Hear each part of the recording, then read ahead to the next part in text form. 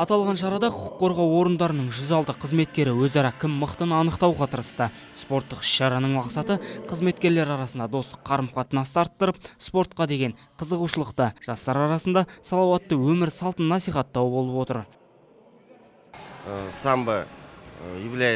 Самбо спорты ішкі істер органдарының жаттығу дайындығында басты спорт болғандықтан, жарысты дәл осы спорт түрінен ұйымдастырып отырмыз. Мұнда ең мықты қызметкерлер анықталатын болады. Олардың 8-і республикалық деңгейде өнер көрсетеді.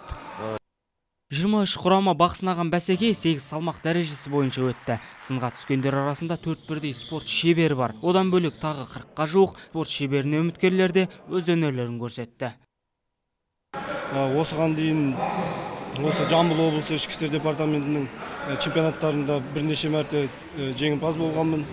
Осы 2014 жылы Қарағанды қаласында Қазақстан Республикасының ішкі істер министрлігінің чемпионатында бірінші орын алып, енді Құдай қаласа осы жылда бүгін жеңіске жетіп, Құдай қаласа Ақтөбе қаласында қыркүйек айында өтетін жарыста Құдай қаласа тағы да бірінші орын алып, өзіміздің жанкүйерлерімізді, өзіміздің облыс ішкі істер департаментінің атағын көтеремін деп ойлаймын.